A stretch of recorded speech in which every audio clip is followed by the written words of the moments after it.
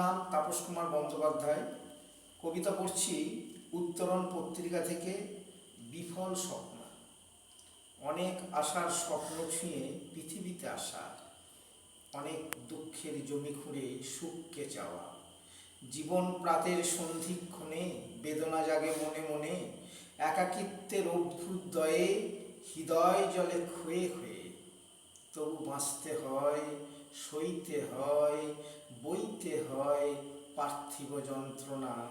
জীবনের আঘাত যায় না কো গোনা। তো নতুন জলের মাছের মতো শান্তির দিকে ধাওয়া, শেষের বেলায় এটাই বোঝায় এ নয়তো মৌসুমি বাতাসের হাওয়া, এ হলো রাজস্থানের মৃত্তিকার মরীচিকের ছোঁয়া। ধন্যবাদ।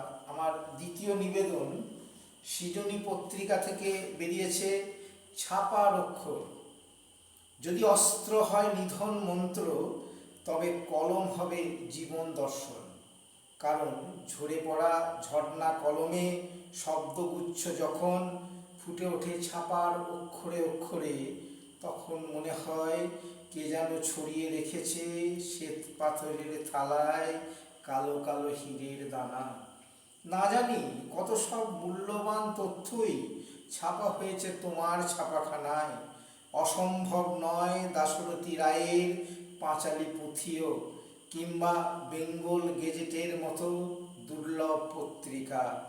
মহাকালের সময় সীমায় বন্দী হয়েও ফুটে আছে আজও হৃদয় বাগানে হৃদয় কুড়ি হয়েই।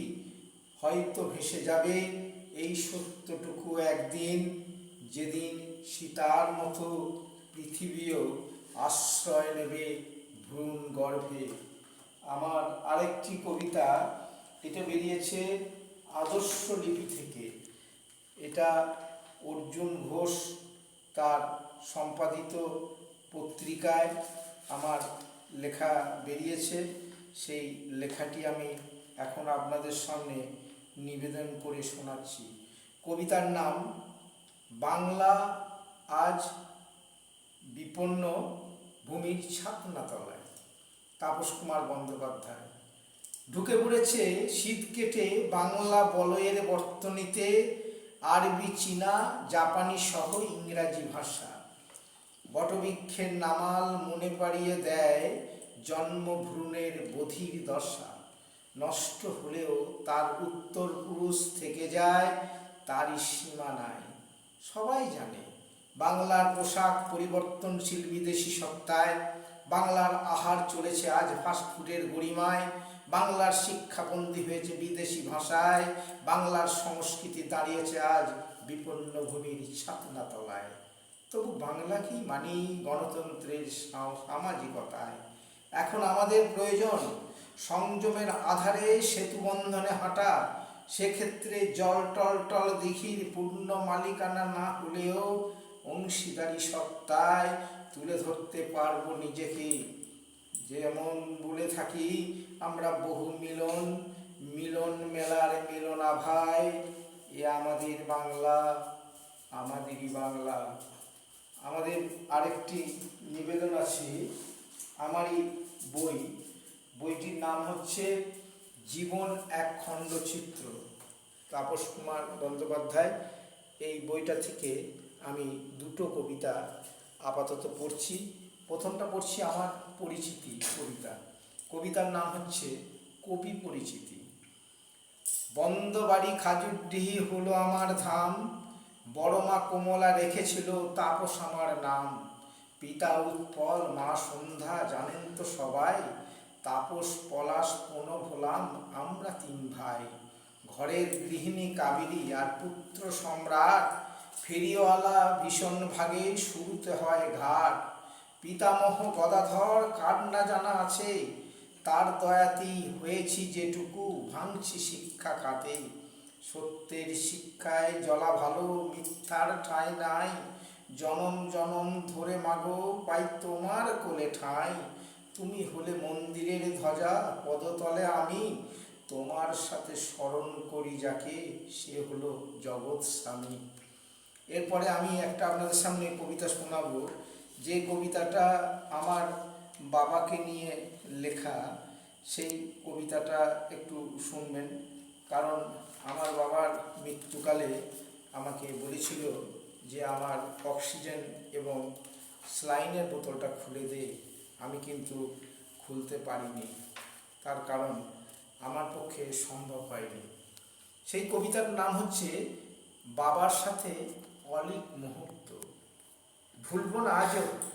দিনটা ছিল 1999-এর 22শে ডিসেম্বর, রাত 7টা 15 মিনিট। পূর্ণ চন্দ্রিমার দিন। কাটোয়া মহকুমার কাটোয়া থানার কাটোয়া নার্সিংহোমে একটি ঘরের রোগীর শয্যায় শুয়ে আমার বাবা, তার নাকে অক্সিজেনের নল, হাতে স্যালাইনের বোতল, ছটপট করছে, শুয়ে থাকতে পারছে না। সবাই কত অনুনয় বিনয় দেখাচ্ছে একটু শান্ত হওয়ার জন্য। বাবার চোখ তখনও যেন কাকে খুঁজে চলেছে। আমি ঘরে ঢুকতেই আমাকে বলে, বস আমার পাশে, তোর সাথে কথা আছে। আমি তো শুনে অবাক। তবে যে বাইরে সবাই বলল বাবা কীরকম করছে, এই শান্ত, এত কথা। ভাবছি কি না কি বলে। না সেরকম কিছু তো নয়, শুধু বলে শ্মশান ঘাটের ইজারাদার তুই, তোর ঘাটেতেই পূর্ব আজ রাতে।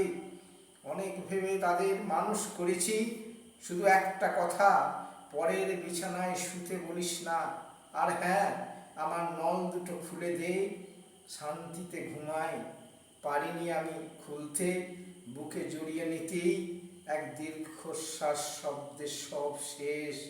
এখনো বলি, হতভাগা আমি, পূরণ করতে পারিনি বাবার নল খুলে দেওয়ার শেষ ইচ্ছাটুকু।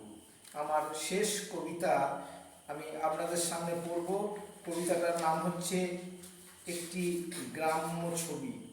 সেই গ্রাম্য ছবির কথাটা এখানে আপনাদের সামনে নিবেদন করব।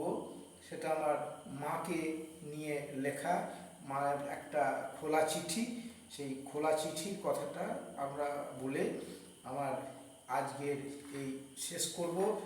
আর একটা পড়ব, শেষ যে পড়ব সেটা হচ্ছে মা হলো ঈশ্বর। এই দুটো কবিতা পড়ে শেষ করব। একটি গ্রাম্য ছবি। অনেক দিন হলো গ্রাম ছাড়া, জানি না ওখানে কে কেমন আছে। বহু কষ্টের মধ্যে থেকেও ভুলতে পারি না গ্রামের কথা, মায়ের কথা, বন্ধুদের কথা। তাই আজ সব কিছু জানার আশায় মাকে লিখছি খোলা চিঠি। শব্দবন্ধনে নয়, প্রণাম মন্ত্রে নয়, একেবারে সরাসরি এই দাবির দাওয়ায় মাকে জিজ্ঞাসা করি একবার, বলো তো মা, তুমি কি সত্যিই ভালো আছো? তোমার তুলসী তলায় এখনো কি সন্ধ্যাবেলায় ধূপ জ্বলে, শাঁখ বাজে, উলুধ্বনি পড়ে? তুমি কি এখনো ঘণ্টা দিয়ে আলতা পায়ে শব্দহীন শব্দে গমন করো বারান্দা থেকে ঘরে? বড় জানতে ইচ্ছা করে যে বাঁশের বন চিরে চাঁদ দেখিয়েছিলে আমায়, সেই বাঁশের বন কি আছে, না সেখানে শপিং মল বসেছে? যে কুকুরটা এক মুঠো ভাতের আশায় ভর দুপুরে বাড়ির দরজায় হাজির হতো, সে কি এখনো খিড়কির পাশে দাঁড়িয়ে থাকে? খুকু নন্দী এখনো কি এসে বলে, তোমাদের বাড়িতে আজ আমার দুপুর নিমন্ত্রণ? কি বোকা আমি, সেই থেকে চিঠি লিখছি, ডাকে না পাঠালে উত্তর পাবো কি করে? ভালো থেকো, সুখে থেকো মা। আমার শেষ নিবেদন, মা হলো ঈশ্বর। ঈশ্বর দেখি নাই কোনো দিন, দেবতা দেখেছি দিবাকর দিশায়।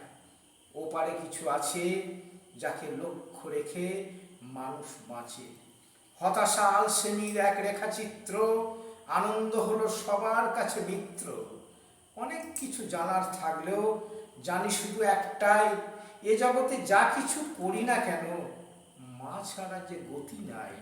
মা যে হলো ভোরের আলো, গাছের ছায়া, নিজেকে ভোলার এক নিখাদ মায়া।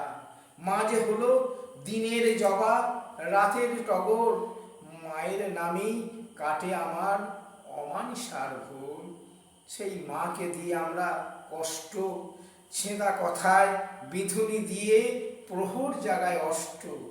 মায়ের কথা যতই বলি শেষ হয় না মোটে, বিপদে পড়লে প্রথম শব্দ মা ভাষাতেই ফোটে। রামপ্রসাদের গানের স্বরে জাগে মাতৃবন্দনার স্বর। এ জগৎ প্রাতে আমার দেখা মা হলো ঈশ্বর। ধন্যবাদ। আমি তাপস কুমার বন্দ্যোপাধ্যায়। আমার বাড়ি পূর্ব বর্ধমান জেলার কাটোয়া মহকুমার খাজুরতলি গ্রাম। ধন্যবাদ সবাইকে জানিয়ে আমি আমার বক্তব্য শেষ।